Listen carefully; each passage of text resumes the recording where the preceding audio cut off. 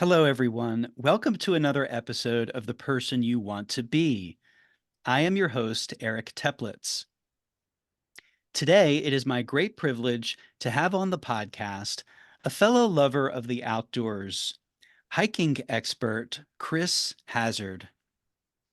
Cris Hazzard, known to many online as Hiking Guy, is a professional outdoors guide and the creator of hikingguy.com, a website in which he shares practical tips for both new and experienced hikers. His online guides are both tremendously detailed and yet easy to follow so everyone can benefit from them. Cris also is a prolific YouTuber, and on his YouTube channel, you can find incredibly detailed and user-friendly video guides to amazing hikes all over California and elsewhere, as well as gear recommendations and other information of interest to those excited about exploring the outdoors. It is now my delight to say, Cris Hazzard, welcome to the person you want to be. Thanks for having me, Eric. I appreciate it. That was a lot of build up there. Hope I live up to it in this one. A lot of build up, and for those listening and watching, a lot of technical issues to get here. So I'm just thrilled that we're finally getting to do this. Yeah. So I'd like to open this by reading a quote from your website and then launching into the conversation from there. This really struck me when I first encountered your website. So this is from your About page, and it's describing your thoughts on the benefits of nature. This is quoting hiking guy himself, Cris Hazzard. The forces that created the natural world are the same forces that created you. The same power that gives them life is the same power that gives you life. It doesn't matter whether you believe in gods, God, or nothing. Nature is real no matter what. Leaving the world created by humans behind and reconnecting with the world made as you were is what restores us. You don't need to know why or the name of the power behind it. It doesn't matter. Just connect. Connect with reality. You, my friend, are Yeah. speaking my language. Yeah, well, it's interesting because it's something that I've experienced personally, just being burnt out, having too much screen time, being burnt out from work. And I got into the outdoors. I wasn't really an outdoors person when I was a kid. Although I, played in the outdoors, but my parents didn't go to parks and all that stuff. And you know, it wasn't until later in my 20s that I was just really burnt out from working and being in front of computers and everything that I started going to the outdoors and just realizing that, I don't know what happens, but when I go out and I hike all day or I go on a weekend backpacking trip, I come back much better, in every way than I did when I left. And I almost had to do that. It was almost like a medicine Hmm. to restore the screen time that I was doing at the time. But yeah, and now we see I don't lots of different studies, PTSD, veterans, all kinds of things where people got into nature and they're trying to empirically prove that it improves you somehow. There's, trees, pheromones from the trees and all these different things. But for me, I don't even care. I just know that it works, and that's really what I like sharing in a subversive way, maybe on the website. I give people tips and I give people directions on how to do a hike, but really my hope is that they go outside and they feel better. But I don't want it, it's if I come at it from that angle, it's a different type of message. I just want people to feel safe and go out and enjoy it, and hopefully they come back with the same experience that I did. Yeah, likewise. I did not discover this from reading a book. I discovered it experientially, and to your point, I never questioned or cared as to why it was so restorative to me and why it's been so healing for me. And I would go as far as to say that I cannot think of a single thing that I've done throughout my life that has been so consistently good for my health in all respects, physically, mentally, emotionally, spiritually. It really has been such a salve and continues to be. And it has benefited me so much. That's why I'm looking forward to getting into it with you. And I really want to get into your personal story here in this interview. So I'd love to begin by just asking you, because like yourself, I was a little late to the game in discovering the outdoors as a avid hiker. So I'm curious to begin at the beginning and ask you what your earliest memory, okay, your Mhm. earliest sense, as far back as you can recall, that you had of, this may sound a little weird or existential, but as to what you were doing here. Like, did you have your earliest like feeling of, oh, I'm supposed to do this, or this really interests me, or I want to be this when I grow up, or anything along those lines? Earliest memory. Yeah, it's a good question. When I was a little kid, I was into sports and stuff, and I just had these, aspirational things, but I was never, I didn't have the benefit of having that sort of epiphany where it's like, I'm gonna be this, I'm gonna do this. I wish I did. And when I hear people do that, like I think, Mozart when he was like 7 or something is, I'm gonna be a composer. Like I I didn't have that. And it wasn't until much later in life and after a lot of, bumps along the road, um, that I realized that when you're doing something that just kind of clicks, uh, that's probably what you should be doing. And it's not necessarily what you're good at. I'm good at programming and different graphic design and different marketing, different things like that, but I wouldn't say that's my passion in any way. It serves me to do what I do now because all of those tools came in handy, those skill sets along the way. But it wasn't until later in life that I just really I understood that doing something when work seems fun, that's when you're doing the right thing. Even though not true all the time, but in general, when that's happening, I think you're in the right place. So. Yeah.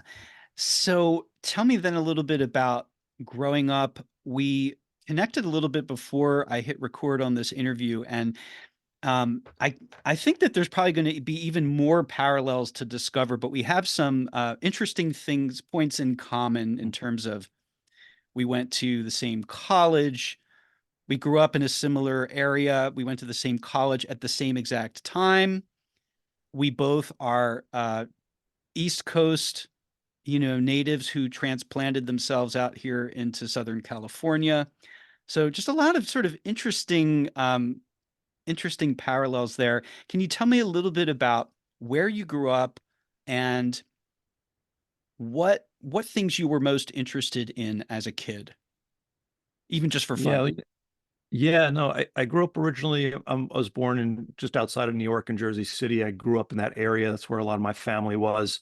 My mother is German, and I'd go summers to Germany, Hmm. back and forth. So that was a very influential part of my life, just being exposed to, something different.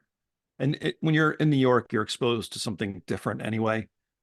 So I had a pretty, I guess, cosmopolitan life as a kid. Not that we were rich or anything, and and not in a fancy way, but more of an exposure way. And then we moved to Pennsylvania when I was a kid, and I remember not liking it. I liked New York, and I didn't like it. But when I was there, we lived right on the Delaware River, and that was sort of my refuge. The river was Hmm. a place you could play, even if it was just throwing rocks. And as I get older, as a teenager, it was tubing and canoeing and spending time in the water, and that was important. And looking back on it, that probably helped just be a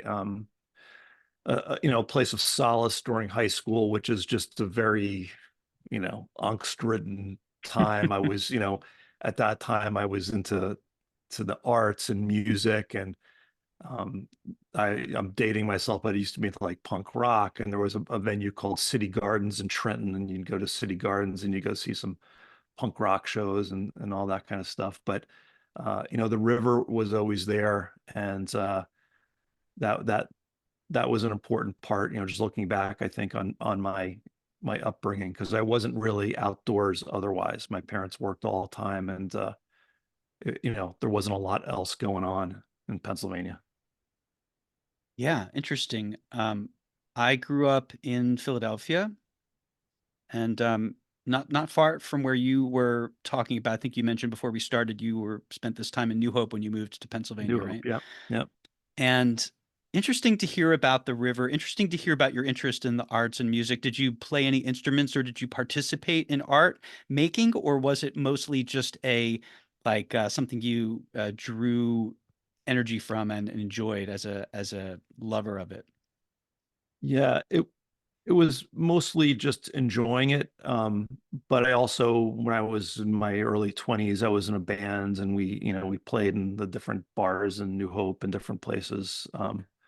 But but yeah, I mean, it was a fun time for that sort of thing. And at the time, I was so into that. I was into music and just that cultural scene that really I just wanted to be in New York. New York was the place for me, and Mm. I lived in New York for many years after graduating, um, which is the opposite of being in nature.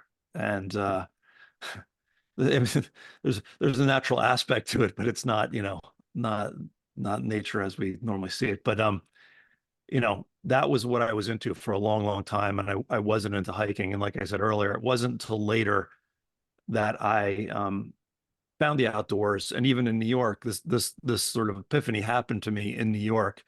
And I would take a train up to the Catskills, or maybe I'd rent a car and go up to the Adirondacks and hike. But that didn't come till later. As a kid, it was really just about, normal kid stuff, girls, finding a six pack somewhere, having fun. So, Right. Now, I understand that around the age of 13 or so, you got really interested in biking. yeah, well, that was a fun thing. That was a bit of freedom. I remember our neighbor had a French racing bike, which at the time was probably just like welded plumbing tubes together, but and he gave it to me, and I just loved riding that bike around. And at the time, I had a BMX bike, and I was racing BMX a little bit, and the bike was just freedom. It allowed me to go out and, looking back again, just experience nature. Like the roads of Bucks County back then, for those of you who are not familiar with the area, were just, I mean, you'd ride the bike for an hour, and no car would pass you, and you'd be going over covered bridges. It was heaven. Um, but that was an important part of my life, because it taught me how to just be disciplined. And I trained all the time, and I started racing on the road. I started racing for a club in Brooklyn. If anyone out there knows a guy named George Hincapie, he's a famous bike racer, but we used to race in the same club in Brooklyn. And yeah, that was a good time, and also opened a lot of doors. I was able to travel a lot, and just kind of live a healthy lifestyle, because in high school there's a lot of conflicting wants. You want to go out and party and do things, and it's easy kind of to not be so healthy in high school. And video games were a thing, and I could have just sat inside and played video games all the time, but instead I was able to get outside and really be healthy, and you know, go to a higher level of the sport, which I was fortunate to do. I used to go to Olympic Training Center in Lake Placid and Oh, train wow. different camps and stuff. Yeah, and it was a blast. And that was one of the things that I have in my hiking guides that sort of carried over for that, is when we had a big race, we would drive the course beforehand, and we would, in those days, you would videotape it onto videotapes, and we would watch it. We'd make copies of it, and we'd watch it. So we knew every twist and turn of the course. And then when I was making these guides, or starting to, and thinking about how I would explain a hiking guide to somebody, um, my mind went back to that, because it puts you in the first person. It's a POV. Right. You come to the sign, you make a right or you make a left. So, that sort of, that was the seed of that idea for the hiking guides. And I still do that to this day, because I think it's a nice way. If you can watch a video and kind of picture yourself going through the trail, it's a lot easier to navigate it as opposed to reading something that's a little more narrative and maybe a little more, nice in terms of language, but not so, down to brass tacks. Isn't it interesting how in hindsight you can see these formative experiences that seemingly may, on the surface have nothing to do with the person you are now, but if you dig a little bit, look a little deeper, you can see how, to your point, as you mentioned earlier, some of these skills that you have, even though you don't consider them passions, like they came in more than handy in creating your website and your YouTube channel. I can only imagine how much of an advantage it was having those skills that you did when the time came to really like dive into your passion full Yeah, well, throttle, right? yeah, I mean, it's interesting, to put in that perspective because everything that I did, maybe not everything, but most things that I did, in terms of skill sets, and I was, kind of a jack of all trades for many years, and my career path evolved. But I use a lot of those now. I use all of those now. I do, I worked in marketing and I used to direct videos like corporate videos or, Hmm. different for magazines and things like that. I was a web developer. I did UI and UX for years. And was an art director and creative director, and all of those things come together now in what I do. I wouldn't say. I mean, it's handy. It definitely gives me an advantage to your point, when it comes to sharing trail guides and sharing hiking information and tips. I can largely do that all myself, and I don't have to hire people or Right. um, wonder if I'm doing it right. I know enough, even if I don't know a new technology, I know enough, um, something like maybe programming. I know how to wrap my mind around a new language or a new camera or a new technology. And, I've learned how to learn, which is a helpful skill to have. Absolutely. You used the word subversive earlier, and maybe that's the punk rock love Yeah. element coming into it. In what way or ways do you feel like you're being subversive with the work that you do and the information you put out online? Oh, I'm not sure if I am subversive anymore.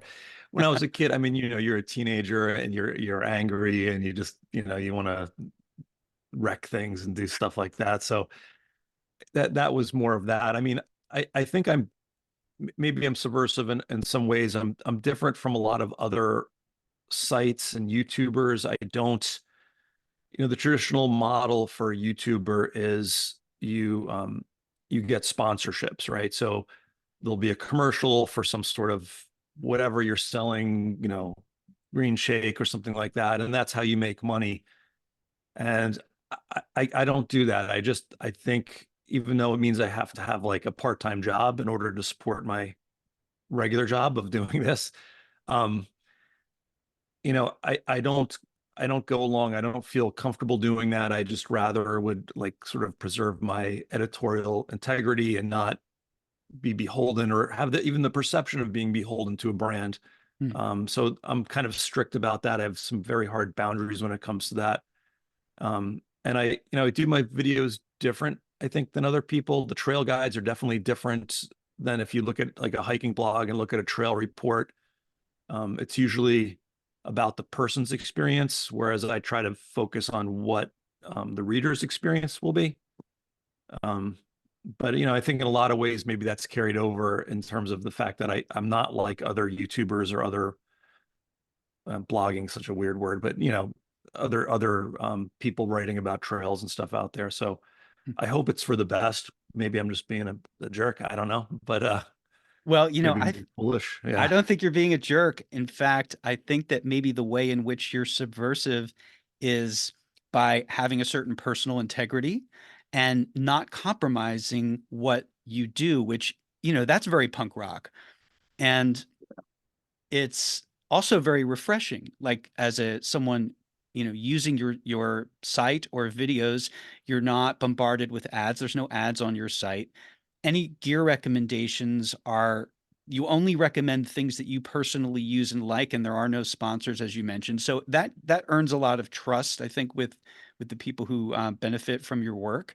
And I really, really, I'm a recent discoverer of your website and even more recently YouTube channel. And I really, really have to commend you. The videos on your site are extraordinary. And the fact that you're a one man show doing it all yourself. I mean, the way you incorporate topo maps, you do both live footage of yourself on the hike, but then you have narration that you do in the edit. I can't even imagine how much goes into these videos, and it's all in the service of really just being incredibly helpful to people who are interested and maybe have some reservations or concerns or even just want information. Like the way that you present it is um, very matter of fact, very down to earth, and it's not. When I say your videos are extraordinary, I don't mean in any kind of like dazzling, like visual effects kind of way. Although actually, I am impressed with the way that you zoom in and out, and you'll go to a topo map so people can get the big picture, and you'll go back to the trail and things. I mean, it's just all in service of being useful and helpful and encouraging. And so I just want to give you that feedback and observation and admiration for what you do. It's so clear not only that you love what you're doing, but that you put so much into it, and that really does shine through. I appreciate that because when you do it, I mean, as you know, as somebody who does, creates content, it's a bit of a vacuum sometimes. So knowing that they're helpful is encouraging. And I do try to just be matter of fact. I look at everything that I do as like, how would I explain this to a friend? If I have a friend and they said, how do I hike Mount Baldy? This is what I'm going to tell you. There's not going to be any BS. It's just going to be what you really need to know. And I'm going to make sure that you're safe and as tucked in as possible because I don't want you getting hurt. Because obviously, when you do trail guides, there's there's a risk that people will interpret it wrong or interpret it incorrectly. So it's good to hear. And yeah, that's the plan. And my hope is to the original point. My hope is that by just coming at this from a genuine place and a place of trying to and I cringe even saying this, but trying to be of service, but trying to just help people, that there'll be payback. That somehow universe, God, whatever you want to call it, like there'll be a reciprocal, Hmm. as the Beatles say, what is And that? in the end, the love you Love take you, is mate. equal to the love you Yes, make. exactly. Yes, thank you. Um, You're talking to a but diehard Beatles fan, so I, yeah, me too. I love the Beatles. I just read the book, James something or other. One of the guys who worked for the management wrote a biography. I just read that. My son is into the Beatles. Peter Brown, maybe Peter Brown's Peter book. Brown. Yeah. Yeah, Peter Brown. Yeah. So okay, so with the bike racing you were doing as a teenager, because I want to get Yeah. back to the thread of your journey and your life Yes. story. It sounds like you're being a little modest about just how it sounds like you were quite competitive and achieved things. You weren't just doing this casually, you were seriously into it. Yeah. Well, I always I always have something in me. If you're going to do something, like go all the way, right? That's a is that a Bukowski line? If you're gonna try, go all the way. Otherwise, don't even start. Um, but yeah, I trained a lot. I was fortunate. Back in those days, bike racing wasn't a thing. This was the time of Greg LeMond. This is before Lance Armstrong.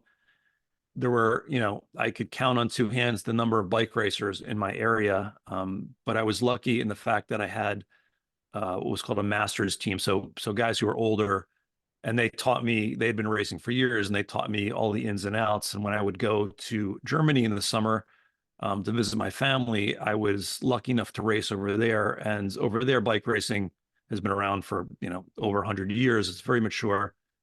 And I got good, and I learned a lot. And we had, as you know, there was the used to be called the Core States Championship in Philadelphia, the big bike race, the Manayunk Wall, and all of that. So there were some events. I didn't race in that. That was a pro level when I was a kid then, but Um, I was lucky enough to have the resources there and the information there in order to progress because I really wanted to dive into it, and it just sort of appeared for me to dive into it, those resources. But overall, that that conditioned me physically. I was always in good shape. I always trained. I always exercised, stayed healthy, and it was a great way to kind of set the foundation of the rest of my life because over time, as you know, the way life goes, there's definitely bumps in the road and there's definitely opportunities to go into not so healthy places. And just having that base of exercising and being focused and disciplined no matter what was going on um, was great for me in the long term. I heard you say in another interview that this phase of your life of bike racing went from ages 13 to about 22, which would suggest that you were still racing while you were in college. And Yep. so I'd like to know, first of all, what went into your decision to go to Penn State?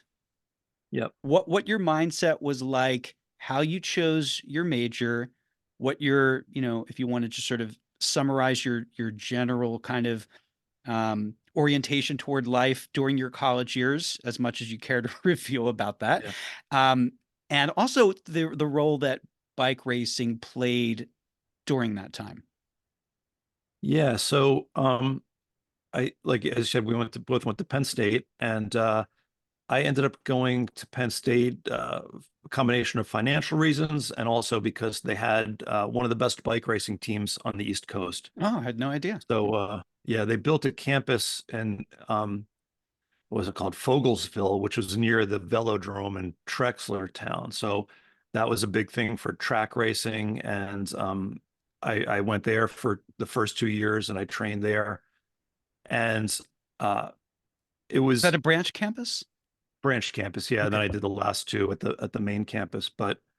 Um, but that was part of my decision. And if you want to be a top level bike racer, if you want to be a top level anything, you really need to devote your life to it. And in my 20s, my early 20s, I had enough sense that I knew that wasn't for me.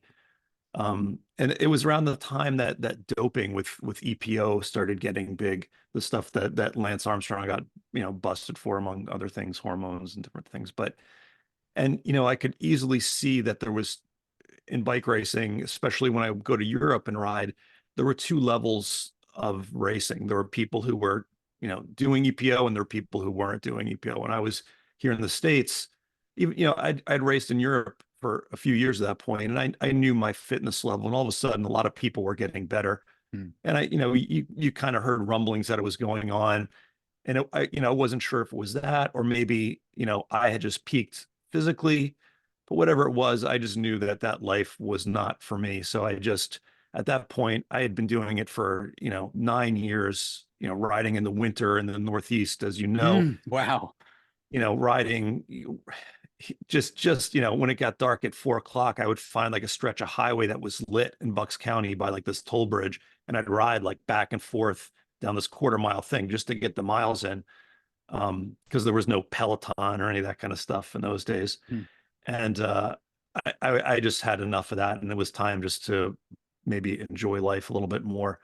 Um, and I had a management information systems degree at that time, and that was fairly new. I was always into computers. I had a computer as a small kid. We had the old Commodore VIC 20, 64? I think. Oh, okay. Well, so yeah, that was my second. That was the upgrade. Um, Oh, so even but further back than that. Okay.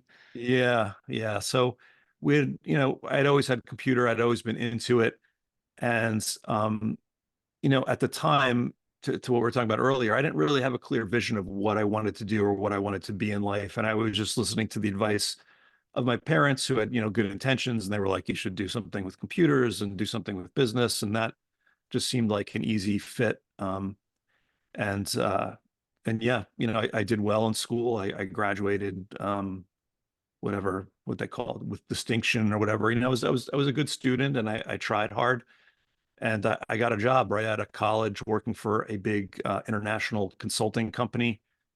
And, it was all good according to the textbook, What to Do with Your Life, written by June and Ward Cleaver. Um, and I worked a lot, and I lived in Europe. I was living in Switzerland, and I was making good money, and I was traveling, which is fun when you're whatever, 22 years old. But that was around the time that I was just getting burnt out. And if, a lot of companies, big companies especially, they'll hire, the 22-year-olds because they know they'll just work 100 hours a week and just run themselves into the ground because they're new and they don't know any better. And I was in that cycle, even though I'm very thankful because I had a great job, and I made some great friends there, and great contacts over the years. But that was the first real time in my life where I was just like, I can't do this. I'm miserable, you know. So Hmm. How long had you been in that lifestyle before you felt that way? uh probably 2.5 years, maybe 3. But it's all compressed because you're working 100 hours a week. So it's and you don't, this is the early 90s, the whole idea of decompressing and having a balanced life and taking care of yourself. That wasn't a thing then. That wasn't a thing, that those were still the days when, decompressing meant like drinking or something. Mhm. It wasn't self-care, I don't think was a word Yeah, back then. So interesting. the late 90s. Yeah. So, did you have kind of would you describe it as a crisis sort of sorts in terms of like burnout and Yeah. feeling lost and directionless, or, how would you describe how that finally came to a head for you? Yeah, well, I was fortunate because I was living in Switzerland, and the project I was on was put on hold. And the company was like, just hang out. We don't know what's going to happen, but you need to stay here. And, I was getting paid, I was on salary. And that was when I started hiking all over Switzerland because I was living in Bern, in the capital of Switzerland. It was super easy by monthly train pass. You could kind of go anywhere, reach any trailhead by public transportation. And it was that was great. That was sort of where I fell in love with the outdoors, maybe. Hmm. And at the time, I was reading books by a guy named Tom Brown, who outdoor author, and he ran a school, like a school that taught Native American skills. Now it's a whole genre on YouTube called bushcraft, but back then it wasn't really a thing.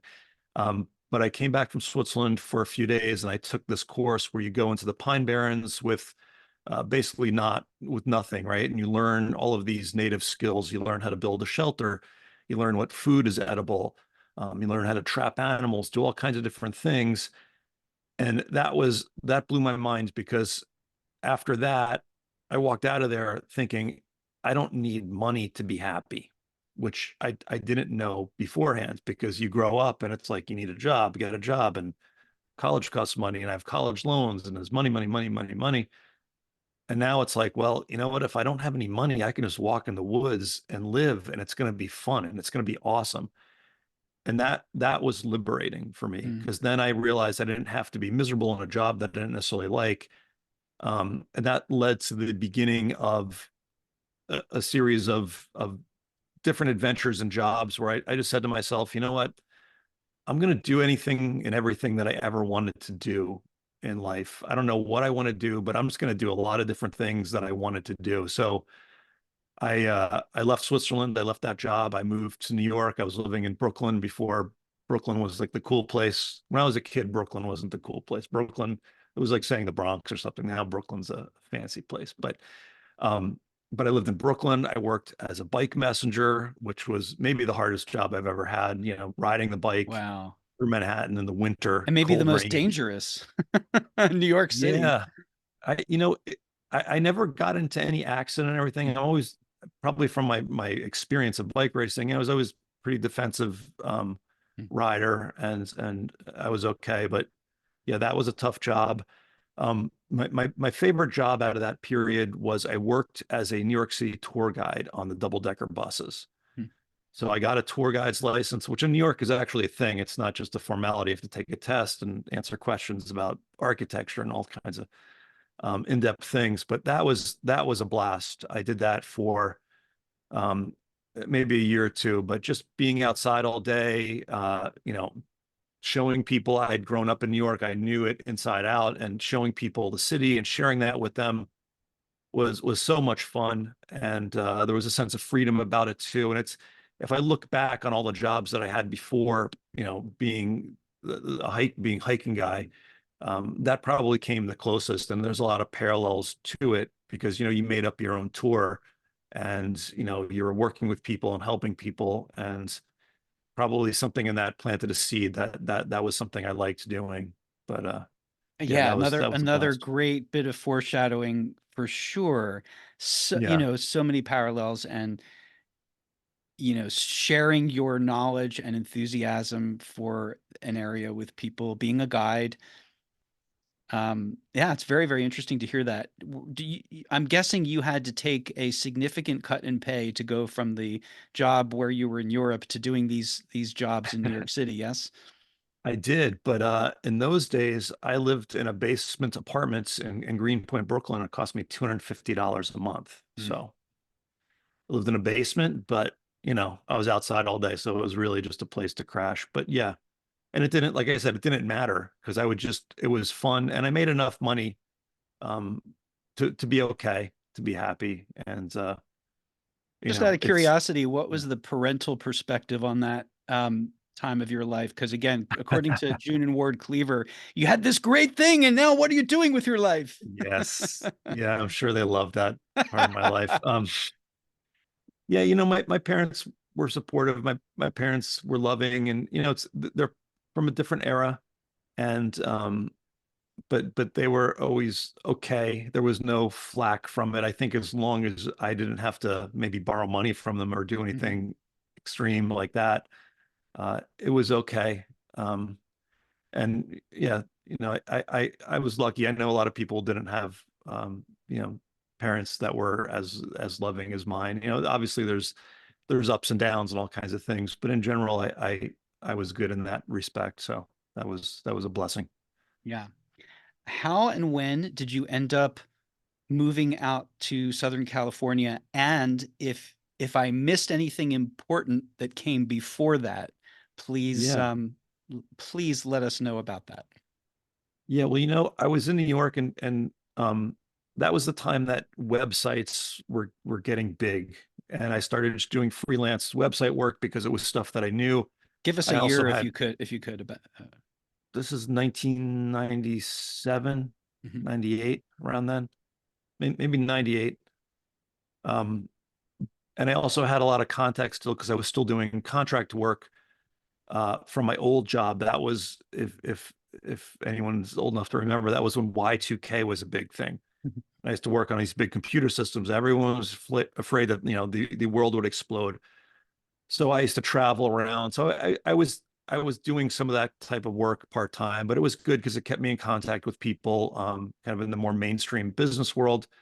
I started doing websites. I started started doing video. I started working at Simon and Schuster doing websites for books like, David McCullough came out with the book 1776, and we did a website where you could like explore the book. That was the time there was So novel at Flash. the time, right? That was like, Yeah. yeah. Yeah. Yeah. Now it's all business. There's nothing fun like that really in terms of websites. But we did stuff like that, or I did stuff like that. And then I ended up befriending a guy also named Chris that I joined in a company, digital marketing company, and we started working with big clients like Condé Nast and Hearst and E-Trade. And it was a startup really. There was three of us in the beginning, and we built it up to about 40 people. But that was when I came back to hiking because I was working a lot, as you'd imagine, in a startup. I was, Mm. sleeping in the office some nights and, waking up on the floor after, trying to hit a deadline. And I would just go every weekend and I would hike. I got more into backpacking then. I would take the train, or eventually I got a car. I'd drive out to the Adirondacks. Sometimes I could go down to the Smokies. It would be, I don't even remember what that was. Maybe like an 8 hour drive, leave on Friday night, just stay up all night and just start hiking, sleep well, obviously, on that Saturday and drive back. But that was where I really, it was, maybe 10 years of really cutting my teeth and really becoming more of a hardcore hiker and backpacker as opposed to just a casual person enjoying the outdoors. And that was great. And I did that the whole time. Eventually, I was traveling back and forth to LA for this job every week, and I ended up just opening an office in LA. And it turned out my wife's company wanted her to transfer out here too. So it was just fortuitous. We moved Wow. out here. I guess it was 2012.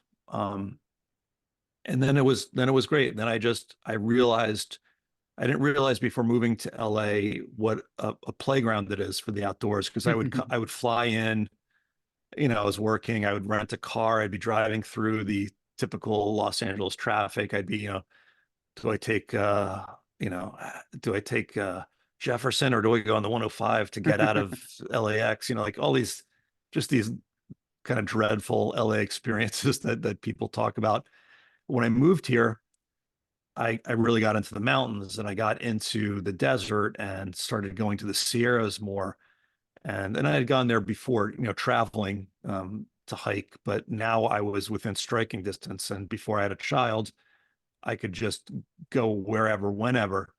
And that was where it went up like another notch. The 10 years hiking on the East Coast, that was a pretty big deal. And then here, really understanding what it was like to hike in the desert or hike in the high Sierra and really feel comfortable with that and call this area in the West, my home hiking turf was great. That's where it really notched up. And that's where I started sharing the hiking directions just as a hobby, to start. But that all Great. happened after I Yeah, I moved want to out put here. a pin in that. We're going to Yeah. come back to that, but before we do, I want to ask you how, when, and where did you meet your wife? Yeah, we met in New York and we started dating and she's great. Her name's April and we were both into travel and we travel all the time and just had a blast. And moving out to the West Coast, it was almost like a new playground because now we're close to the Pacific Northwest and the West Coast of Mexico and the Southwest. And we had so much fun before before my well, this sounds horrible, before my child was born or the atomic bomb of a child in your life goes off. We would do road trips to all the national parks in the West, and we just had a blast. We still try to do that once in a while, but it's a little bit harder with a kid and school, and you can't really get away like you could, when you're just a married couple or single. Right. So obviously you guys bonded over your love of travel and exploration and the outdoors. How avid a hiker is April? She likes to hike. She's not into heights. She'll freak out Mm, during hikes, but we can go and do things like Torrey Pines and stuff. But she has a fear of heights, so that limits us to a certain degree. But we do Joshua Tree. She's more hmm. of a casual hiker. I could never take her on a hardcore hike. She's not. That's not her thing to go do 20 miles in a day up the mountains. That's just not her thing, which is probably a healthy thing. But as a hiker, as a AT guy, it's not a when you get into it more and you push those long days, it becomes more of a not a sport per se, but it's something you kind of get into, you know. Yeah. And I just want to say to those listening or viewing that there's nothing wrong with being balanced in life and Yes. and doing things, you don't have to do things in extreme to benefit from them. In fact, usually extremes, or I shouldn't say usually, but often extremes can get you into trouble. But it doesn't take much to benefit from being outside and enjoying the outdoors and hiking or doing casual hikes. Um, it's easy for people like us to geek out perhaps on some of the you know, more outlandish hikes in Southern California and elsewhere around here. and you've certainly paid good respects to those on your channel, like the Cactus to Clouds hike, and I watched your video on that, which was incredible. But that really is the extreme end of things, and I mean, you're right. Southern California is just a playground, and there's so much accessible here to enjoy, uh, even just a couple hours a week, a couple, does Yeah. wonders for your soul. And of course, if you can get more immersion in there, and it doesn't have to be through hardcore hiking necessarily, but if you can get a weekend away and just be in nature and disconnect from devices, it is so, even a weekend, it's Yeah. incredible how restorative that is. Yeah. Um, I mean, if you really stop and think about how much time we spend staring at a screen, right? yeah. There's the phone, there's the work computer, there's maybe a tablet, maybe you're watching TV, you're in the car, there's a screen. There's screens everywhere. It's just, we're tethered to these things that are really, they're really nothing if you think about it. I mean, it's physically they're nothing. It's electrical signals, zeros and ones, all put together in a very elaborate patterns to make video games and shows and all of this. But it's electricity and screens that you're looking at and LED pixels. And when you get outside and you can put that aside and put that away, you're almost forced, not almost, you're forced to slow down. You're forced to just connect and look around you. And I think that's hard for a lot of people. I know it is. I can tell. If I walk down to, there's a mall by us, like called Fashion Island down here. And if I go there, I can guarantee you that half the people I see will be staring at their Mhm, screens and walking. They can't mhm. even just enjoy like a nice California day. They're looking at these things. So it's hard for people. I realize that, but just breaking away from that, just think about how unhealthy it is to constantly be looking at some sort of screen or ingesting some sort of like feed of information or data or something that somebody else is giving you, also not something that you're putting out there and feeding back to yourself, but something that somebody else is like feeding into you, whether it be a news station or even the car telling you like make a right, make a left. It's just Yeah. you got to disconnect. But Well, you have some marketing skills, so maybe we can help the marketing campaign for the outdoors, and highlight just how incredible the high resolution graphics are. Like, look away from the screen, right? And you'll be amazed at how realistic things are, yes, and how invigorating, and how impressive, and uh full it's resolution. Yeah, when you were describing initially the fixation with our screens in the current day, I thought of, like, imagining watching your life. Imagine if you could watch your life from above, right? You're just observing it, and maybe the sound is turned off.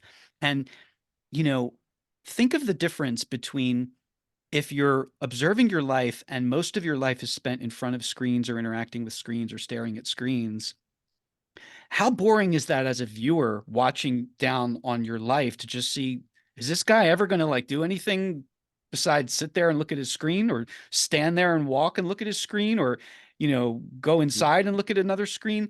Or is he going to actually like do stuff? And if you're the viewer of your life from outside, you'd probably want to see some more action, and why don't you go somewhere and do something instead of just, yeah, and without like, your face like buried in a screen.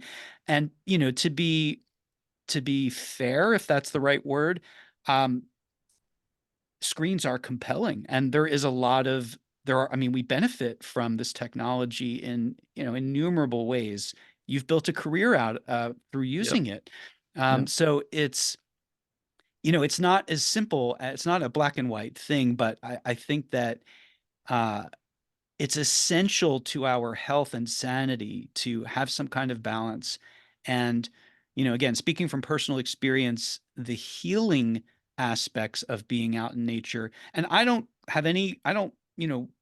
really even care to get scientific about it, because it doesn't matter. It's an experiential thing yep. to feel better, to go outside, go for even just a walk around your neighborhood, hopefully not staring at your screen, maybe looking at some trees, it's just such the most accessible and natural and easy mood lifter that I know of. And not everyone is able-bodied, I'm aware, to be able to go and hike or Yeah. even walk. But if you can get yourself somehow out into nature, and if there's a way where you can do so, where to me, like the ultimate combination is combining exercise with that. Yeah. That is just it's not, you don't have to, you can do, you can do one without the other, right? You can exercise without being outside. You can be outside without exercising. But I think the outside uh, is essential to our health.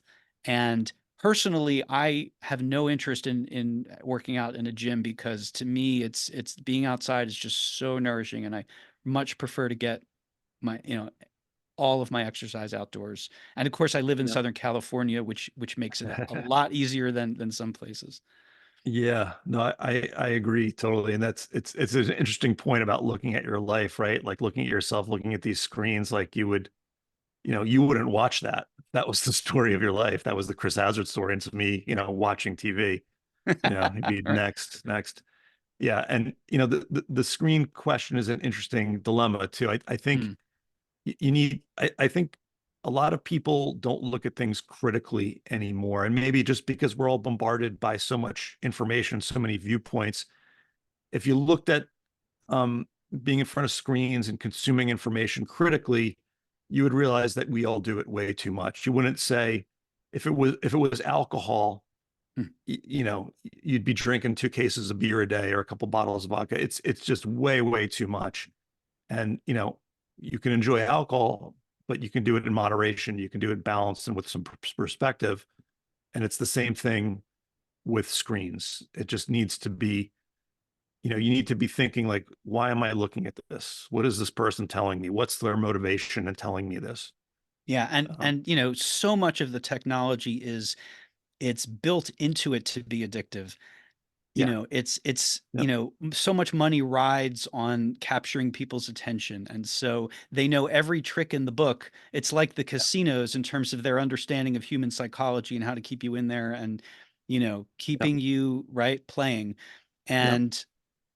And again, to be fair, there's it's too much. There's too much. Too much. There's Yeah, yes, there's a lot of crap, but there's too much even really quality stuff available to us at our fingertips 24/7. It's so disruptive, it's so distracting.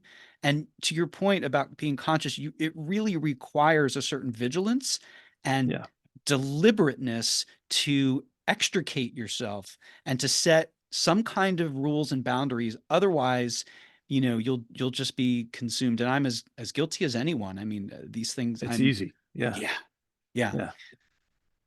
So getting back to your personal story, it seemed just fortuitous, good coincidence that your wife had a job that did it require her to come to LA, or want preferred her to come to LA, Preferred. Yeah, it was a, and a that preference, but yeah. right, and this just happened to coincide with your decision that it might make sense to open up an office here.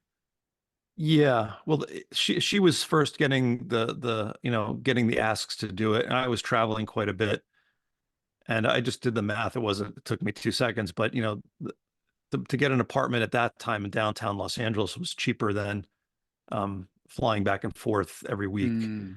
So I ended up coming out here, So you were and bi-coastal for a while? yeah, so and we weren't actually married at the time. We were together, and her company was in Newport Beach, so she moved to Newport Beach and I opened an office. One of our big clients was a company called AEG. They own Oh yeah, what was the Staples Center and the Kings and all of that. It's called Crypto or something now. Um, crypto arena. but Yeah. Crypto Arena, weird name. Makes you think of crypt, right? Yeah, But maybe it's apt, but we'll leave that be for yes. now. But yeah, so I moved to downtown Los Angeles and she was here. But the first year that I moved here, I ended up flying back every week. Ooh. So I'd fly back on a Monday night I take the red eye to New York. I do Tuesday and Wednesday in New York, and I'd fly back Wednesday night to Los Angeles. And then I had that office. Luckily, we had like a duplex in downtown Los Angeles where there was an office downstairs and I had a little sleeping area upstairs. And then the rest of the time I would come here with my wife here in Newport Beach. But that was a good chunk of Sounds time. That was grueling. that was a lot. Yeah, it was a lot. So finally, the two of you were out here together in Southern California, Yeah. and I don't want to miss any important steps, but where we had put a pin in previously was you had talked about starting to share some information about hikes online. So can you take us from finally settling into the LA area and Yeah. and that? Yeah. So maybe a year or two after I got here, I would have friends come out and visit or people who worked at my company, and they would want to do, they would hear about Mount Baldy or something in Joshua Tree, and they would want to go do that hike. And I would talk about it. So they want to know how to do the hike. What did how do I do this? What do I need to do?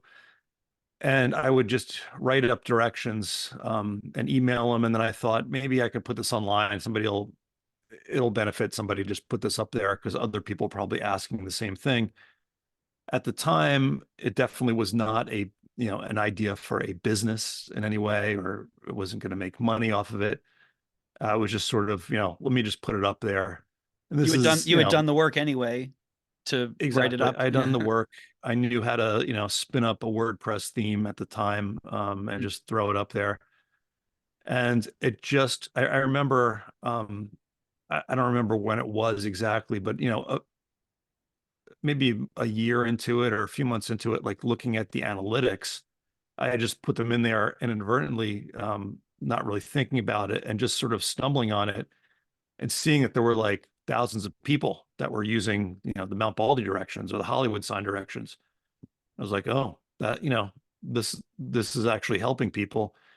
And that's when I shifted my focus a bit to be a little bit more serious about it and really optimize the website so that it could be found in terms of SEO and just reading through Google's best practices in terms of what they recommend and just putting more time into it basically than I had originally anticipated.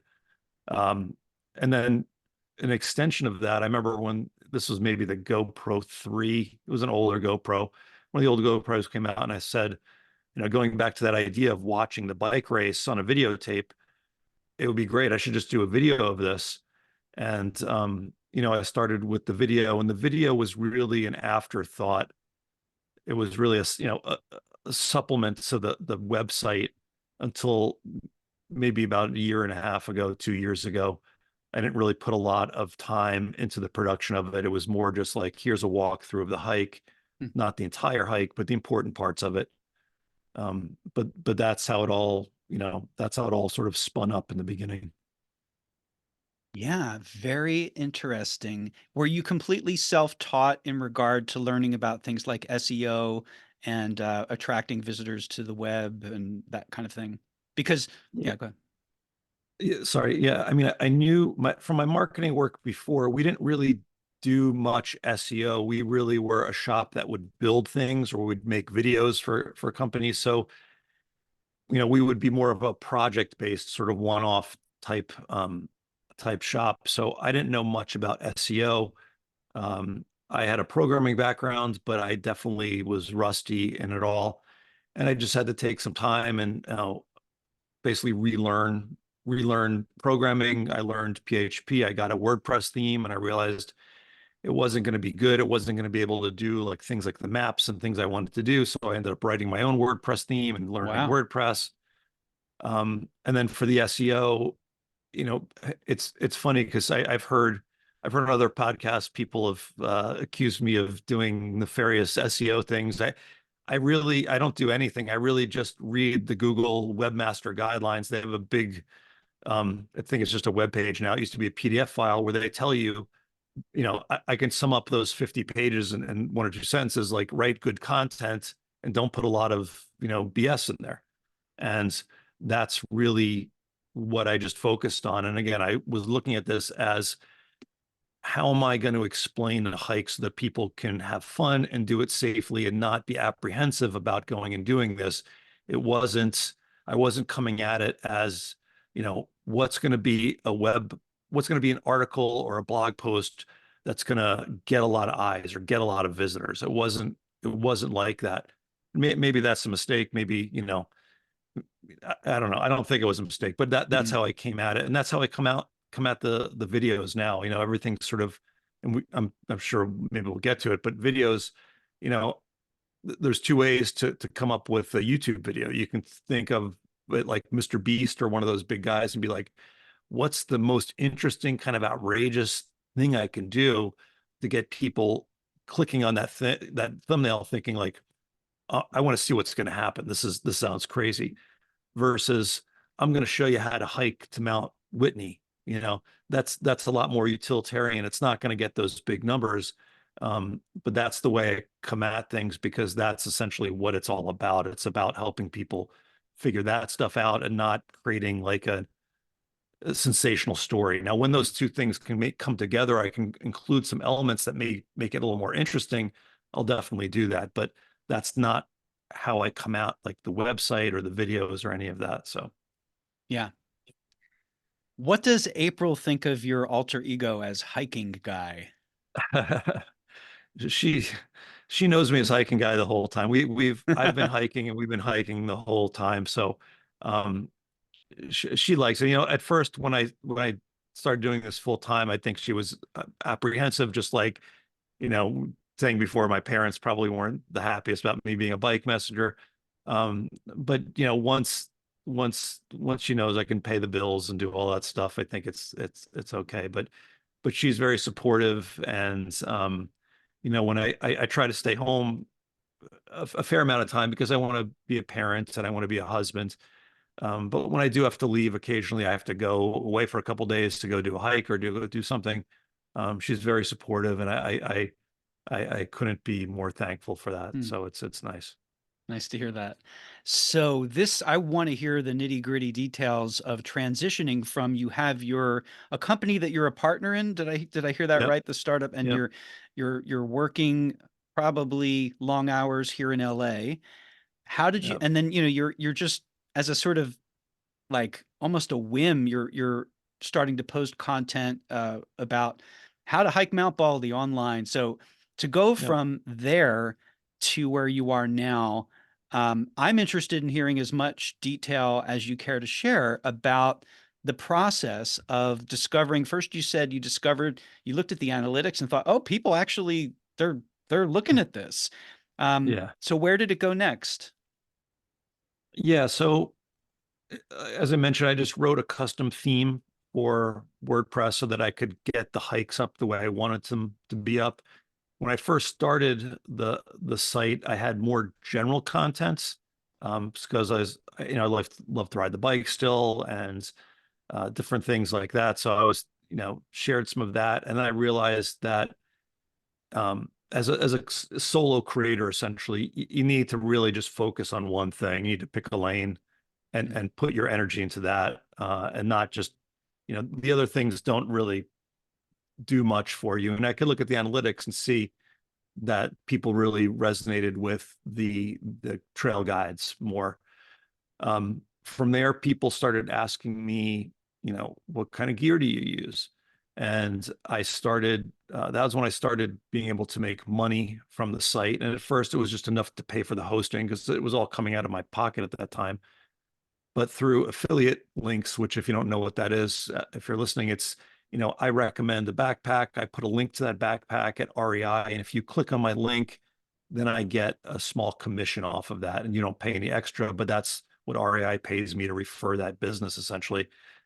And I started making some money off of it that way. And it was just sort of pocket money for a while. I mean, it's still not, I don't make huge amounts of money off of any of this. It's kind of as I mentioned earlier, I have another job to help do this still. But I just started investing more time in it and trying to make it better. And that was all online for quite some time because that was where people consumed. And I started doing more gear guides, not only, this is what I use, but here's how to use it with, especially with the Garmin devices and the GPS and the InReach.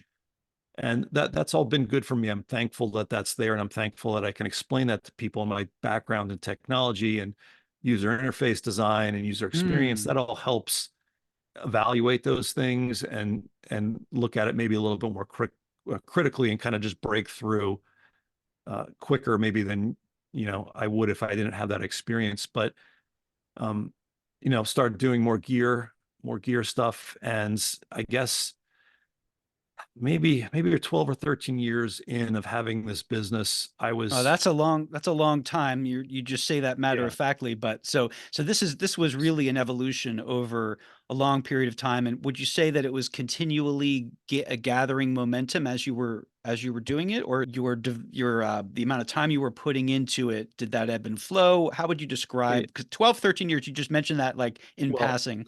sorry, so Yeah. 12, 13 years we had my agency. That went from Oh, okay. 2006 until 2019, and this started in I just did 10 year. I've been doing it 10 years, but while I still had my like job, I just did this as a hobby. So Mhm. this was just a part-time thing. I would get up early in the morning and work on it, or I'd, hike on the weekends. So even though I was making some money from it, it wasn't something where I was, jumping out of the airplane and saying, I'm doing this full time. Um, but on the other job, my job, 12 or 13 years, we were doing it, and we were just, it was tough. We're getting kind of burnt out. I mean, when you have a staff of 40 people and you have to cover Hmm. payroll every week, and you work on a um, project-based work, and you always have to be hustling for new projects to come in. It's just a lot. It wears you down, especially the payroll part, because you'd hire people you cared about and you thought were good people. It wasn't just could they do the job. You'd pick the person who seemed like a good person, because it matters. And their livelihoods depend on you collecting an overdue invoice or getting a gig, and it's a lot of pressure. It's a lot of Yeah. pressure. And we were just like, let's just take a break from this. This is a lot.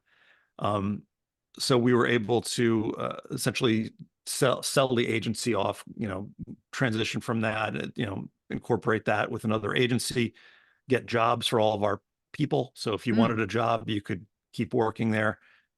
And we, came out of it. And at that point, I decided I wanted to do professional guiding. So just like I did in New York, I was a, professional tour guide. I wanted to do that for hiking guides. So What year I was ended up this now that you know, washed your 2019. hands of the business in Yeah, 2019, did you say? 19. Okay. Yeah. Interesting. So not too long before COVID. But Yeah. go Well, go so ahead. that was the other thing. Yeah. So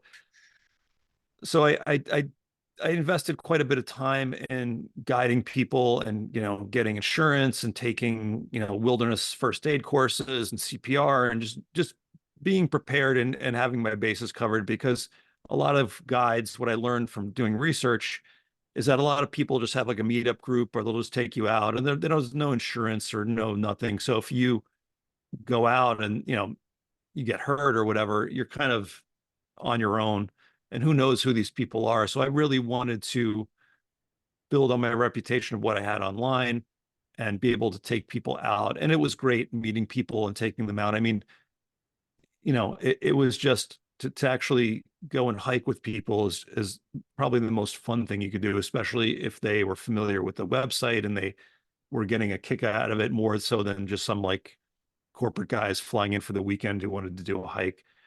But I got into that, and I was doing that, and that business has its ups and downs. There's a reason why there's like not a lot of people doing that. You don't make a ton of money for all the work that goes into it, and you know you plan something, it might be booked a couple months in advance, and then it gets canceled a couple days before. Hmm. It's a tough gig unless you're doing it as part of a larger organization where it's all organized. And I considered doing that myself. um, but then COVID happens. So when COVID happens, that was a bad time because there was a state of emergency here in California. So I couldn't do any guiding. And if you remember, you couldn't go out on trails even here. There was Yeah. nothing happening. And it was tough too because those affiliate sales that I mentioned earlier through companies like REI, all those companies took a huge hit because they couldn't sell stuff in the store anymore. People couldn't go outside. And my what I made on that was cut dramatically. Luckily, I had some savings from when I got out of the other business, Hmm. and I was able to get through it. But that was a tough time. That was almost a time where it was going to end. I ended up taking some consulting work and some digital consulting, similar to what I was doing at my job before, but part time. And that's still what I do. I do that with half my time just to keep the bases, keep the bills, keep the water running, the electricity on. Um, but after that, I decided that I just want to focus exclusively on the online arena, the online scene, because I realized that while the hikes in person or a personal event might be fun, I can reach way more people through a online guide or a video. And really, for me, as one person, and I don't have plans to hire a big team, I just want to have the most impact in a positive way Hmm. with what I do. And I realized that, your time as you get older, if you don't already, if you haven't figured this out, time is your biggest asset. Time is your biggest asset. Money is great, but money works to serve time, essentially. Time and If you health. have and health, yes. And health is dependent on time too. If you have time to Yeah. exercise and do things. So I decided if my time is finite, I just want to focus on the things that matter the most and have the most impact. So while I'd love to, binge on Netflix and go on group hikes and do all these different things, I just don't, because I want to just focus on what's Hmm. most important. So I do the website, I have my part-time job, I have my family, and those are my focuses. So Right. So I understand that the first version of your website came out in 2012 and was called The Outside Life. Do I have that right? yeah. Yep, that was when it was like more, like I mentioned earlier, like biking More and like a general, broad. paddleboard, more general stuff. Yeah. And then when I decided to just focus on hiking, because that was what I liked the best, and that was what was doing the best. That was when I became hiking guy. Got it. So And when did you first publish hikingguide.com? When did that appear online? I think that was 2014, Okay. And somewhere so, around there. right. Yeah. So it had been alive for 5 years ish before you decided to really double down and fully commit to it. Do I have that right? Yeah. Yeah. 5 years. And you know, it's hard because everything moves so fast right now. And now if you told somebody I'm a hiking, I do hiking videos, right? I'd say influencer. Influencer is such a horrible term. I hate it. I hate content. I hate influencer Yeah, because it's like a commodity. It's like something that a marketing exactly. person made up you know, to do some kind of equation. But um, if you told somebody I'm an outdoors influencer, I'm a, cooking influencer, that's pretty normal now. But before COVID, that was sort of a new thing. Then you were called both bloggers. You're a Mhm. blogger. Um, so it wasn't really something I saw as, at least initially, even when I started picking up, as something I was going to do full time. I didn't think it was a possibility. So the fact that it is, it just blows my mind that I can make all of this work. So Hmm. Yeah, and how did you transition into making it full time? You've told us a little bit about how, it was a gradual process. It started almost on a whim where you were posting information about hikes online. You then started a website that was more broad-based and sharing your general love of the outdoors, and you realized you needed to make it more focused, and you revamped as hiking guy. GUY, by the way, not yeah, guide, but guy, hikingguy.com. And then you made your material, all of the content, to use that word, was hiking specific. So it's where people would go to learn about hikes, about how to get started with hiking, about gear, things of that nature. And after you had already started that website, and had gotten a certain amount of had attracted a certain number of visitors, that's when you were marketing yourself as a professional guide. And is it fair to say that most or many of your clients came as a result of them discovering your website when you were Well, guiding? I had specific pages up just for personal guiding. So of course, getting back to SEO, I just put up specific things like guided hikes in Los Angeles, guided hikes in Orange County, and that was how I got a lot of my clients. And then word got around through different event planners, and there Hmm. would be a conference, and then word got around, and people would come and hike as part of that conference, and then it went to different HR departments. So before it all got shut down, I was doing a fair amount of, I mean, you could call them just sort of general wellness events, right? Where a company would hire me once a week and we would go hike somewhere, and or we train to go do Mount Baldy. Hmm. And that was fun. That was great. That made an impact, and I could see it over the weeks. And then sometimes people would come from out of town and want to do a hike or do something like that. But that's how that progressed. Well, And then again, you know from experience that those experiences that you provided for people, giving them that experience of, let's say, training for and hiking Mount Baldy, life changing, potentially like truly life changing, right? I mean, I think about the guy who invited me to go backpacking for the first time. Like yourself, I was sort of a late bloomer with this stuff. I always yeah, enjoyed going on long walks, but I was a city kid. And I eventually got into, when I was living back east prior to moving out here, I joined the Appalachian Mountain Club. yeah, And they have chapters that go from Maine all the way down to Virginia. So I was with the Delaware Valley chapter of the Appalachian Mountain Club. And it was the first time I had always just gone on my own or maybe with a friend to go hiking. And it was the first time I participated in group hikes and I got to know people. I would just go on day hikes that they offered and I would discover new places in the area. And a guy on one of those hikes, that I befriended said, "Hey, I'm leading a backpacking trip in a few weeks or whatever. You want to come? It's a, weekend trip." And I said, "It sounds great, like absolutely great. And I have never even spent a night outdoors. I've never camped. I don't have any gear. I don't know how to use any gear. I'm a total city kid. I know nothing." And he's like, "Oh, no problem. I've got extra, I got an extra tent. I got an extra backpack, whatever. I'll show you how to set it up, da da da." And it was this magical, idyllic weekend. I'll never forget it. We hiked on the Loyal Sock Trail in a place called, this is the actual name, World's End State Park, way up in northern Pennsylvania, sort of central northern Pennsylvania. I think I've And done that. yeah, and Yeah, it was, now the funny thing is I've thought about this. If it had been like crappy weather that weekend, it might have been one and done, and who knows? But yeah, it was yeah. like, it was magical. It was idyllic, and it was a small group of people. Everyone was super friendly, super helpful. They helped me, you know, use all the gear and everything. And I was completely hooked. That was life changing, that experience. It was Nice. that invitation, really, truly life changing. So when you were taking people and giving them these experiences, especially if they were new experiences for people, it's so empowering and exciting and thrilling. And it's a memory that will last a lifetime, bare minimum, if it doesn't have even a greater impact than that. So I just think that's super cool.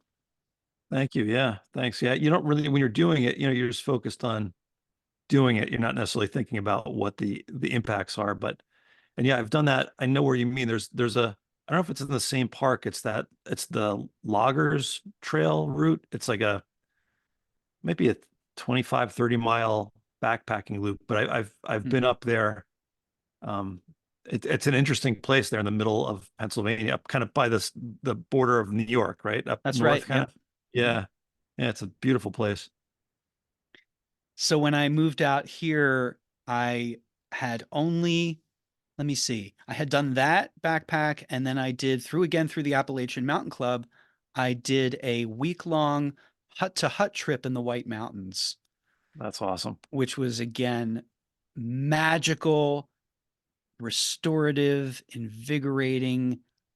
Just again, if I, it was like, all right, more. And that was what they sort of called slack packing, right? Because you didn't have to, Yep. you weren't weighed down by a tent and a sleeping bag because you would hike each day. You would get to a hut after a long, difficult day of hiking, and they would feed you a home Yep. cooked meal from soup to dessert. And then you'd stay in the hut in like bunk style accommodations. Then they would wake you up and feed you a home cooked breakfast. Oh, and then you'd be Yeah. on your way. And so you didn't need to carry too much stuff with you. And it was just a thrill to be out. That was my first experience, like basically a full week of nature immersion. And it was, that was, so when I moved out here, I was like, I'm going to really dive into that. And interestingly, so you mentioned Tom Brown, that survival course that you took, which sounds much more hardcore than what I did, but I found out here that the Sierra Club was much like the Appalachian Mountain Club back Yep. east, and there were Yep. so many organized, except it was even more. And the Angeles chapter had so many organized events. And one of the first things that I did when I moved out here, I went on I guess it was a Sierra Club hike, I think in Griffith Park, and someone happened to mention that they offered this thing called the Wilderness Travel Course. And it just so happened that it was just about to start up again. So I took that, which was a 10-week course and I didn't know this at the time. It culminated in a snow camp. Yeah. I had left that behind on purpose. I was done. I hated the cold, hated the miserable East Coast winters. And I thought, Yep. oh, I literally had no idea. I just wanted to learn some more backpacking skills. I had no idea that that's what we were going to be, that's what it was building up to. And Yep. literally at the beginning, I said, well, I'll skip that because I have no interest in doing that, but I'll stick around for the backpacking stuff leading up to that. And of course, they take you out. You have 10 weeks of classroom instruction. And then every other weekend, you do a trip that starts with a conditioning hike. And then it gradually teaches you map and compass navigation and Joshua Tree. Yeah. And then you do a snowshoeing as a day hike, which was my first experience with that. And so by the time we got up to snow camp, it went from sounding like a completely insane, you have to be out of your mind idea to, this could be fun. And I loved it. So um, these things really can get inside you and infect you in the best of ways. Yeah, and I'm glad you mentioned that. That's a great course, and for anyone listening, if you want to get it out there and you're worried about doing it alone, find a group like that. Find a reputable group like the Sierra Club or the AMC. They're all over the place. There's the Adirondack Mountain Club. They have them all over the place, and you're going to be with experienced hikers. I've heard a lot of horror stories about people going out with meetup groups Mm. and bad things happening. And I've seen meetup groups. I've seen like groups of 20 people going up Ice House Canyon here in Southern California. And it's like, it's just not the right way to do things. So take the time to find the right thing. And that course you took, I haven't taken that, but I've heard all kinds of great things about it. I know people have taken it too, and they said the exact same thing. It Like was one of I the didn't think one I of was going the to do it, but yeah. it was one of the first Yeah. things I did when I moved out here. So I took it in 2001. They offer it every January through March. I think it runs. It was Mm, one of the first things and remains one of the best things that I ever did yeah. since moving. Uh, the next year, I found myself on the Appalachian Trail just to see how much of it I could do. So, like, I really got into it. And I should just sort of say, as a further plug for the outdoors in general and the Sierra Club specifically, a local hike that I did regularly with the Sierra Club 5 years after moving out here is where I met my wife, my now wife. So, Nice. again, like the outdoors has just given me an embarrassment of riches in terms of gifts for my soul, gifts for my life. I can't speak highly enough about it. Agreed. Yeah. Same here. And Anyway, I took us off on a bit of a detour there, but so I'm very interested in this progression of you sharing information online and building up an audience for it, as they say, and then like starting a business out of it as a guide. Of course, COVID shuts all of that down. And at what point did it occur to you this could be a full-time or close to full-time living? yeah, well, It's a good question. I mean, I think in recent years, I've realized that if I can scale it, if I can reach more people, um, the numbers hopefully would scale up appropriately so that I could just do this full time. But my biggest my biggest sort of eye opener was this was maybe going on a year and a half ago.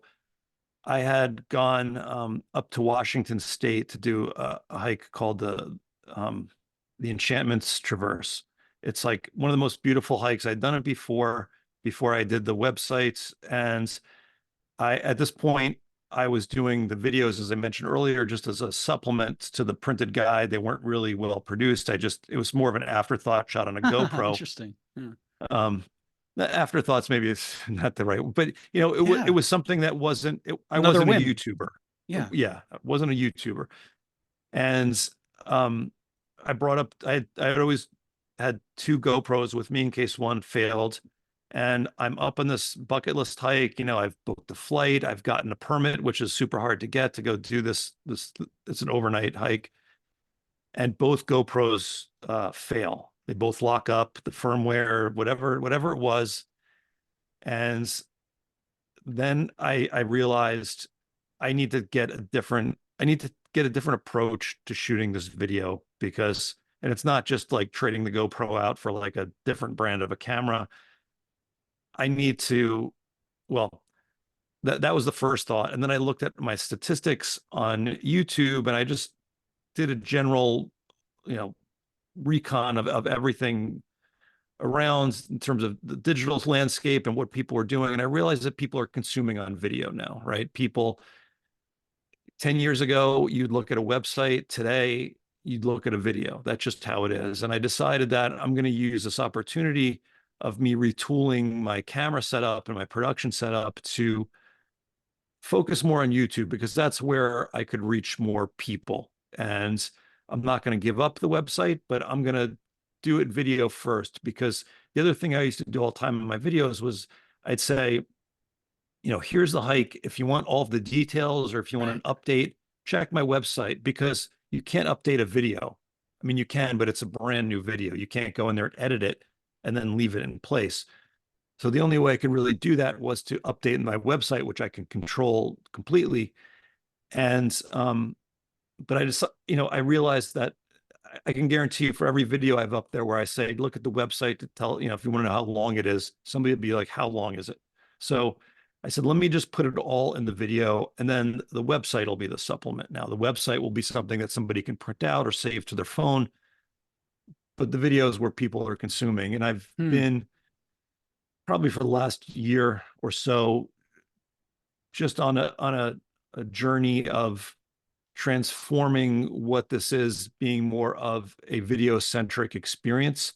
And I changed the website around. So when you come to the guide on the website, the first thing you have up there is a video to look at because that's what people do. It's easier. We've been so consumed with screens that we don't have time to read off the screen now. We Hmm. just want it sort of Right. given to us. Yeah. Um, but But it's you've been good. adapted.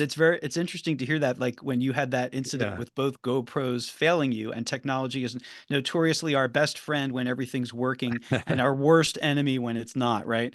yeah, But you could have, like, it's interesting, like a different person having that happen would go, that's it, I'm done with this. Like, but you didn't, right? Like instead you yeah, thought, oh, this is an opportunity to get more serious about it. And if I'm going to do this, like, kind of double down on it. Those are yeah, those kind of pivotal decisions, I think, really that shape our lives. And it's not to say one is right and the other is wrong. It's really a matter of your own inclinations and what's important to you and what feels right. Because when when I've watched some of your videos, and again, like you do such a tremendous job with them, but it's very obvious to me that so much labor is going into this. And yeah, and it's a question that I have that which is when we do something for love versus trying to monetize it, to do it for money. People have all different sorts of experiences with this. In some cases it can be, and I've heard you use this exact terminology, a dream come true, right? Hmm. Like Yep. I've always said, my wife will corroborate this, that I want to get paid to be me. I want to just Yep. like be me in the world, do the things I love to do and I'm excited about and share them with people and somehow get paid to do that, right? Like that's the fantasy. But the reality sometimes is that when we make something we love our job, it potentially can taint it. So for instance, like for me, going out into the outdoors is like a respite, it's a reprieve, it's a joy. I'm not saying it's not these things for you, but like to have the burden of, oh, I need to make sure I'm documenting what I'm doing and I need to Yeah. have my camera and like it's a different thing. And so I'd Yeah. love to hear you just speak to that, the tension, if there is any, between those two things. Yeah, no, it's a great point, and it's one that no one ever thinks about. Because people are always like, "Oh, go on a hike with you." Really, when I hike, it's work. I love it. I love being outside. I love documenting the trails. But I have a program. I have an agenda. I have notes written on my phone. I've got a whole setup in this thing called Notion. I have a script. I have Mm. shots that I want. I have things I need to test. I have a testing plan for gear. I'm out there doing stuff. So it's on one hand, I'm thankful that that's my job because I love doing it, and I don't ever think like, oh man, I got to do this. Although there are times that are stressful when I want to get stuff done, and my biggest bottleneck is the fact that it's just me, and people who take YouTube to the next level hire a team, they'll hire an Yeah. editor, maybe a producer, but my things are so specific and so niche that I'd probably waste more time. And I used to be a director. I mentioned I used to do videos and all these things. Like I know what's involved. And I'd probably waste more time giving direction and notes to an editor than it would be for me to just do it myself and Well, there keep would be a that learning simple. curve, like it would be an adjustment. It would take time. I think maybe Yeah, in time, but in the short term, yeah, it would be a lot of pain, but potentially, it could. again, especially if you scale it even further and whatnot, in the end, ultimately, if that's the direction you take it, I would imagine it would be a relief and a tremendous amount of help to not have to edit your own videos. That said, I know that you have very high standards and that you have a lot of integrity for how they're done. And relinquishing control over those things is not the easiest thing to do, No. right? Yeah. I mean, ideally, I would meet somebody who likes the outdoors and would just be able, and I know some other YouTubers who are successful who have this, but meeting somebody who's into the outdoors and can just pick up on it, pick up on the storyline and know what to ask when they're getting the footage. And maybe that'll happen. I'm open to that. But I don't make enough money now to pay Yeah. anyone else for sure. Um, but uh, but yeah, when I go out, it's working. And I try now more to get one hike in a week where I'm not Mm. documenting anything. I might be testing things, and that's what I'll do. Like because I test all the time different backpacks and shoes, so I'll have that on, and I'll just be kind of noting the experience of using these things. But I won't be like running through some kind of like a hardcore test plan on a device or something. That's not as much not as relaxed as a normal hike, but I still find that getting outside recharges my batteries and it's okay. And I actually do I try to ride the bike a few times a week. So that's my Mm. relief That's your from recreation my from your recreation. Yeah. job. Yeah. And then I just ride the bike. There's no nothing else. And that's nice. But there is a tremendous amount of work that goes into this. I mean, my typical day goes from 2 a.m. till 8:30, 9 o'clock at night, not working all the time necessarily, but um, if I'm not working, I'm doing family stuff. And if I'm not doing family stuff or working, I'm doing some kind of exercise, like going for a bike ride or something. But there's a lot that goes into it. And I love it though. I love Mm. doing it. And I just need to, getting back to that idea of time being an asset and being able to reach the most people. I'm realizing I have to focus more on things that make more of an impact. So instead of doing an obscure trail that no one knows about and a small handful of people, maybe the Southern California hiking community will really appreciate, it probably makes more sense for me to do a more popular trail where people who are new to hiking and looking for information can find this, find a guide and do it safely and have the confidence. And maybe that's the stepping stone for their next hike, or maybe that's their stepping stone for calling the Sierra Club or the AMC or whoever it might be and doing it more. And I think I can have more of an impact that way. It's really about Hmm. being more strategic with what I cover and what I decide to cover, because I have a list of, it's probably 500 different ideas for videos and things I want to talk, cover. And it's more than that. I can tell you, in an ideal world, if I could break the time space continuum and have all the time in the world, I would do a trail guide for every trail in the world, because Wow. I love hiking, and I love sharing that trail experience with people so they can go out and experience it. Because as you know, I mean, you're a hiker. When you go and do a new trail, it doesn't even have to be like something spectacular, the Grand Canyon. It could be like a local trail. You're like, this is the coolest thing ever. I Mm. love this. Um, and you just kind of geek out on being outside and seeing new things and different experiences that you have when you hike or just go outside. To your earlier point of just sitting, being able to get outside. So that's what I love to share, but I have to pepper that in with some gear guides and tell people what kind of gear, which is also helpful as well. But I think the good line for me is, I'll share what gear I use. I'll ask you to use my links to support the site, but I'm not going to go on there and say, buy this new hiking boot. It's the brand new thing from this company. And I just, That's where that you to draw the me, line. Yeah. that's where I draw the line. And if you're a perspective, if you want to make a career out of being a YouTuber, that's what you do. You find something you love, talk about it online, share your expertise, and then take money from companies to do ads because they want the eyeballs there. But just realize when you do that, then people don't understand, what's a commercial and what's not a commercial, especially, Wow. That's a great way of putting it. Wow. yeah, Yeah. because Huh. especially, you're supposed to disclose everything, but there's plenty of people who don't. And I can tell you, Mm. for if you go to YouTube and you watch all the YouTubers out there, and I'm friends with a fair amount of these people, and I don't begrudge them for doing this, because you have to make money somehow. Not everyone Sure. has the luxury of having like a side job where they can do both of these things. But not everyone discloses that things are ads, or they've been given things for free, or they're being paid to talk about things. Mm. And I've learned this in a hardcore way, because getting back to that whole idea of the cameras, I got so deep into cameras again. I used to be into cameras and video, and now back into it. But when you watch camera reviews on YouTube, I can tell which ones have been paid for, even if people don't talk about it. Interesting. And it's an interesting slippery Tension. slope kind of Yeah. world. Yeah. Right.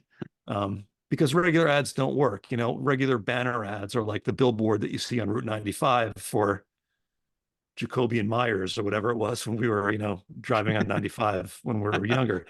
Um, and people tune it out. And, I think now people are starting to tune out paid posts as well, or paid sponsorships and videos. And it's gotten, for me, just knowing the business, I don't really know what to believe online. Mm. So I hope that will become what now is a disadvantage for me because I'm not making money on commercials. I hope that will become an advantage for me at one point when And as a long game strategy. a long game, yeah. So but we'll see. Thank you for covering that subject, which I think, it is tricky and there are always trade-offs and always Mhm. things to weigh for yourself as to what is worth it and what is not worth it to you personally. I really admire your own personal standards, and they're very much in line with kind of my own philosophy of life, as it were. So I Yeah. I really have a tremendous amount of respect for that approach. And you probably, I'm guessing, feel like you couldn't do it any other way because, it just would not feel right. Yeah. Well, interesting you said that. At one point I decided to take the leap and I was going to do it. And I shot the commercial for like it was for a hiking boot, and it was good. I knew how to do it and tell a story, and I just couldn't do it. I was like, I just can't do this. And I was able to, lucky enough, I was able to get out of the contract and the other things I had down the pipe. I just said, I can't do it. Um, but yeah, I took that concept to the brink and I just couldn't Funny. do it. And sometimes we're not tested, right? Sometimes we think we're going to, oh, I'm going to always have integrity and never compromise. And then of course, but you may not be tested and you really won't know for sure how you would behave until Yeah. that moment comes when you are tested. And, they say the cynics would say, everyone has a price. And Yeah. maybe there's some truth to that. But it's an interesting thing to weigh out. Like, you could say, well, I can promote products that I may or may not personally, think highly of, and that allows me to do this thing that's going to not only make me happy, but provide a service to the world. Or I could work a job that I have no emotional investment or connection with, that I don't really believe in, but it allows me to, pays my bill. So it's like, weighing these Yeah. things, it's a very personal decision. And of course, your priorities change over the course of your life. So, Yeah. And but I think it's an interesting discussion. I'm sorry, what were you going to say? I was going to say it gets even slipperier if, like I said, if I don't have a part-time job and I have to feed a family, Right. then then I think I have to take it or I have to do something else. Then it's a different question.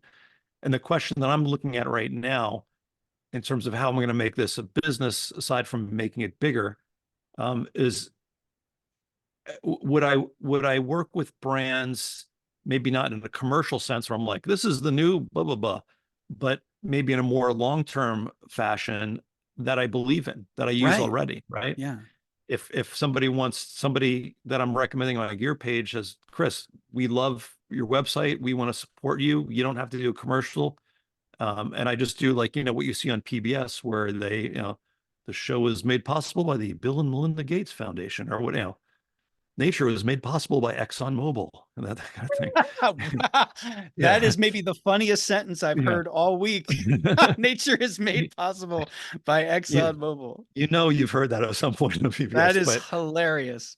but that not a good example for me, but saying for a company that I actually believe in, um, you know, thanks these guys for making this video possible because otherwise I couldn't do it.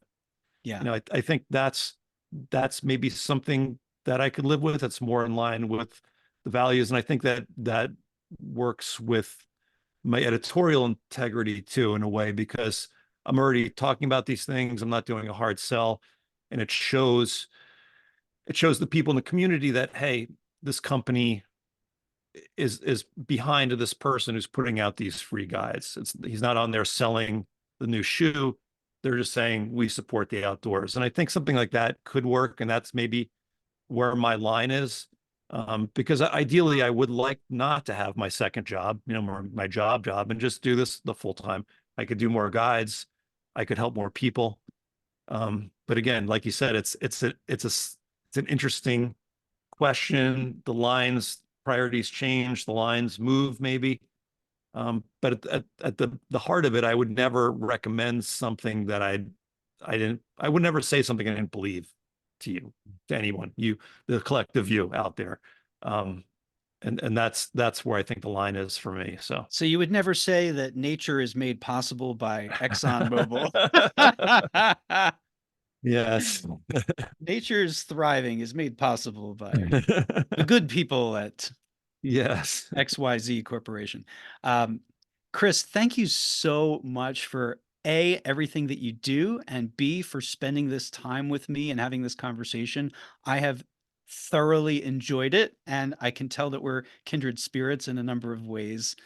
And my last question, which you already Yeah. really sort of touched on, but I'll let you elaborate or speak to anything else that comes to mind, is, you know, looking as you look forward and ahead with your business, with your life, who is the person that you wish to be now or next? What's on the horizon for you? What maybe are some personal aspirations as we move forward from here? Yeah. I I want to just do this full time, I think. Just like we just mentioned. Like I think time is the finite resource, the most important one. I want to be able to help as many people as I can get outdoors. I think it's important for humanity. It's important for the planet that more people are outside, more people enjoy the outdoors, more people are healed by the outdoors, more people protect the outdoors. And I'm not going to get preachy about protecting. I don't think it works to kind of yell at people or talk down to people. I think the only way that we're going to preserve, the beauty in the world is by Mm. people getting outdoors more. So whatever I can do to make that happen more is really what I want to do. And it sounds cheesy and flaky, but really that's what I think about. I think about how can I help the most people, and that's where I'm going. And hopefully, what that means in a tactical way. That's the strategic way. In a tactical way, I want to do more bucket list hikes. I'm supposed to do Mount Fuji this Oh, summer, cool, in so Japan. yeah. I was going to do it last year, and I had family stuff. It wasn't possible, but I'm going to do some more bucket list hikes and hopefully do more of those hikes. So if you're watching and you're somebody who's local and you're like, oh, Chris isn't doing any of these obscure weirdo hikes anymore, I'm going to do some hikes around the world that hopefully you can, make a trip out of or make a vacation out of. And that's how I hope to help people who are not only, coming at this from a new way. Oh, my friend signed me up to go, hike Ben Nevis or Mount Fuji, but also for people who are local and have been with me for a long, long time and who I appreciate and I love, maybe showing them some things that they didn't consider before that is a little bit different than our local trails here. Well, none of what you just shared sounded cheesy or flaky to me. It sounded sincere and heartfelt. So, for whatever that's worth, um, and I'm going to continue following you online and seeing what you're up Thank you. to. And one last, Yeah, last yeah, question, I because love it. I thought that it really was impacted me when you said it. When you talked about, you said that you would love to binge watch Netflix. You would love to, do. I can't remember the other example that you mentioned. I think it had to do with just, hikes maybe that you for fun that you wanted to do, or, Yeah, or maybe group stuff, or um, but that, taking people out in small groups or one-on-one, but that you realized that time is limited and you had to focus on sort of the highest impact and highest priority things. And I think that really is a challenge for everyone listening or watching to this. And I just would love to hear your thoughts on how you got clarity about the things that needed to be stripped away, and how, or just in general, how you would advise people to determine what are the highest leverage things, what are the priorities in life, and what needs to be sacrificed on their behalf. Anything that you have to say on that topic, I would love to hear. yeah, that's a good one. Well, I think to start, you have to be brutally honest. You have to be brutally honest about yourself, about your life, about your impact. And for some things, for me specifically, I can do that with data, right? I can see how many people are watching or when they tune out of this or that. But it's also about the other things in your life that you have, and you have to say, do I really need to watch this on Netflix, right? Or do I really need to do this? Or I could go for a 4 hour hike and you know, do that for 4 hours. I can go for a 1 hour bike ride and maybe put 3 hours towards what I think is important. And for me, the challenge and that part, it's kind of cyclical. You have to periodically just kind of Mhm. go whatever high level and look down and be like, is this really what I should be doing? Because you get into ruts, you get into patterns, and then it's hard to see outside of those patterns. But one of the challenges I have is figuring out or staying disciplined in terms of what's the most important. Because, like I mentioned, I have so many things I want to cover. I've just aside from the theoretical, I want to hike every trail in the world. Um, I have a list of probably about 300 articles and guides that I think we could make an impact right now. And it's really, for me, a challenge being critical and being like, what's really the most important one and which one aligns with what's important to me too? Because it was really just chasing the numbers, then I would just be doing popular things all the time. It's really not about that, but it's being just brutally honest, brutally honest with yourself and with what you have going on, and just having some sort of organization too. If you're not organized, it's real tough to do things. Just having just lists. It's as simple as lists, really. But also just, being able to journaling helps, being critical and looking back. And when you mentioned earlier, like, what would the future self say to you? One of the exercises I like to do when I do journal is like, what is my future self? What does 5 years from now, Cris, tell Cris now? Because it's easy to get stressed out. It's easy to get distracted. Mm. And when you do that, it automatically focuses you on what's important in the long run, because it's too easy to get caught up in what's in the short run, especially, I just know I having a family I never knew would be, not necessarily being married, but having children specifically, I would knew would just be this involved and this much work to make all this happen. And again, if you're going to do it, you got to do it right. So you can't skimp on that. I don't just give my kid an iPad and say, deal with it. I try to just be a little more engaged in that. Although I have done that, and I get when people do that, it's a tough thing, but just focusing on what's important and being honest about that, and having the courage to do that too, because it's easy not to have the courage to do that and just watch Netflix and not pursue your dreams. And, Mm. like you mentioned earlier, it was a great visual. Like, when you look back on your life, is it going to be hours of you staring at screens?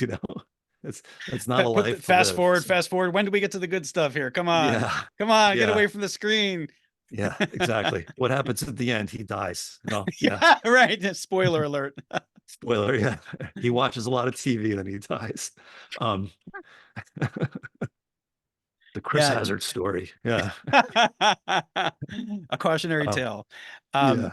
yeah, you brought up so many good points. The importance of having being intentional, setting intentions, being deliberate, being organized, so that because you have to, I think, presume that from the moment you wake up in the morning to the moment you go to sleep, and maybe beyond, there are forces at play that are screaming for your Hmm. attention and that Yep. are luring you and that are tempting you. And unless you get very clear about what you want to say yes to, you're making yourself vulnerable to succumb to any and all distractions. And by the way, again, like I think it's important to not be too self-critical and too judging of self or others, because there's a place for distraction. There's a place for Mhm. downtime. There's a place for decompression. There's a place for enjoyment, hopefully in a lifetime. And I think Yeah.